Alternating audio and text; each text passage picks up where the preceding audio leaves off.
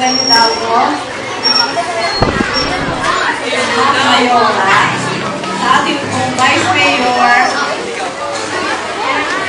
ating pong Taymang Karakat, sa ating pong mga konsikali, natin po. Magandang umaga po sa inyo lahat. Isang masayang umaga sa ating mga magulang at sa ating mga graduates.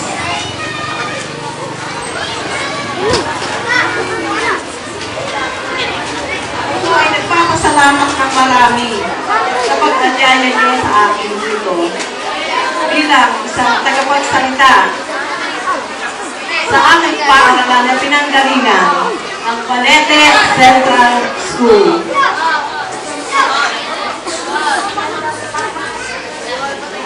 Mga magsisipagtapos, pasalamatan din po natin ang ating mga magulang na siyang nagpunyagi, nagsikap, at nagpakahirap upang maibigay sa atin ang ating edukasyon. At upang mapapagtapos kayo ngayon para sa susunod na landas ng inyong buhay.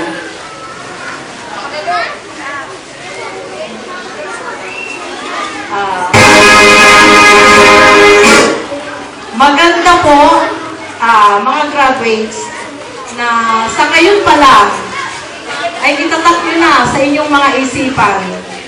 Sa murang edad, itatak nyo na kailangan tayo ay magkaroon ng ambisyon sa buhay. Sino po dito ang may mga ambisyon? Oh, sino gusto maging doktor? Oh, very good. Mga nurse, yan. Maging principal. Yan ang mga tao na may kinabukasan at may ambisyon. Sapagkat, ang sasabihin ko sa inyo, ang isang tao na walang ambisyon ay maihahalin tulad natin sa isang barko na walang destinasyon. Kaya, hinihiling ko sa inyo at hinihikayan ko kayo na kayo ay magkaroon ng isang ambisyon sa buhay. Magkwento na ako sandali kasi ganitong panahon graduation din. Ito po ay kwento talaga ng aking buhay. After graduation po, after 1 week of graduation, nakita ko ang aking magulang sa isang sulok ng aming bahay. Umiiyak. Sabi ko, Inay, bakit ka ba umiiyak? Galing kayo sa kalamansian, pagdating ninyo, umiiyak kayo. Hindi po agad nakasagot ang aking inay. Pero pilit ko siyang pinasagot. Ang sagot niya po sa akin, Anak, nakatagpo ko ang ama ng iyong isang kaklase. At ang sabi sa akin, paano ka na? Top-notcher niya sa NCEE ang iyong anak. Pero hindi naman siya makakapag-kolehiyo. Hindi katulad ng anak ko na kaya kong pag-aralin sa Maynila kahit anong puso ang gustuhin. Hindi po sumagot ang aking ina at umiyak na lamang po siya. Bilang anak ko ay napakasakit ng aking nadama. Sa isang katulad ko na may ambisyon, hindi ko po matanggap na ako ay hindi makakapag-kolehiyo.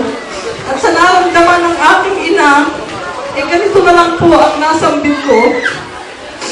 Inay, ipinangangako ko sa inyo, magtatapos po ako ng kolehiyo at ni walang sino man ang makakahadlang nito. Kahit sino pa man, kahit ano pa man, walang makakapigil. Magtatapos ako. Yun ang nasambit ko. Pero hindi po ako nagtanim ng galing sa ama ng aking kaklase. Sa punto mong iyon, itinanim ko sa aking murang isipan na pasalamatan pa siya sapagkat iyon ang nagbigay sa akin ng challenge, ng lakas ng loob para lalo kong pag-ibayuhin ang paglimithi upang ako ay makatapos. Awa po ng Panginoon, makaraan ng isang linggo sa pananalangin ko, dinilig po ako. Isang araw po, nagwawalis ako ng aming harapan. May lalaki pong naghahanap sa akin. Nalaman ko po na may padala sa akin ang Lyceum of Batangas through Mrs. Jokno. Ma'am, thank you so much. Mrs. Jokno, ma'am, thank you. Alam ko po kayo nagpadala. Pinadaan po sa inyo yung sulat na yon. At pinag-i-exam po ako sa Lyceum of Batangas.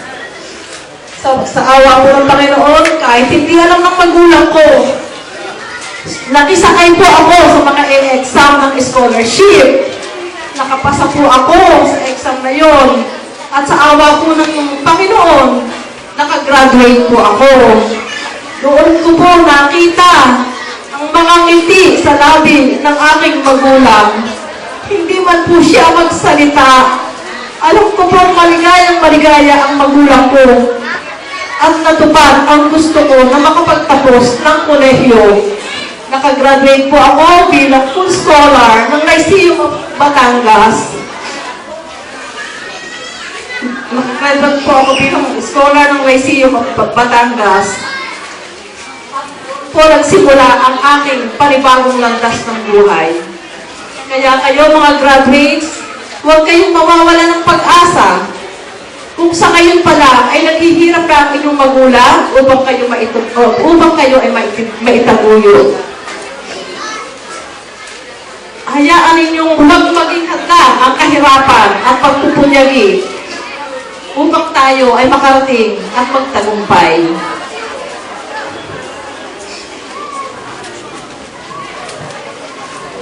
Maging kapakinabangan tayo upang mawala o mabawasan man lang ang mga balakid sa landas ng ating gustong tahakin. Gawin nating makulay ang ating buhay. Tumuklas tayo. Tumuklas tayo sa mga natatago nating talino at kakayahan na maaari nating puhunan sa maayos at masaganang kinabukasan. Sa akin pong pagtatrabaho sa Cardinal Santos Medical Center, nagkaroon po ako ng pagkakataon na makaharap at makilala ang mga may sinasabing personalidad sa ating lipunan. At ito po ay ginamit ko ang pagkakataon upang sila ay anutin ng mga produkto ng PhilTrans kung saan po ay konektado din ako. Dahil po sa pagkakakilala at tiwala nila sa akin, marami po sa kanila ay kumuha at bumili ng aming produkto. Kung kaya nga po, ako'y umangat sa posisyong area manager. Lalo po lumakas ang tiwala ng mga kliyente at naabot namin mag-asawa ang bawat kota ng kumpanya. Paraan upang makapaglakbay kami ng buong pamilya sa iba't ibang panig ng Asia. Gaya po ng Hong Kong, madali lang po yung abutin. Singapore, Malaysia, China, at panatmatin na rin po ang mga lugar sa Europa. Italy, Espanya, Barcelona, Madrid, nalipot po namin yan.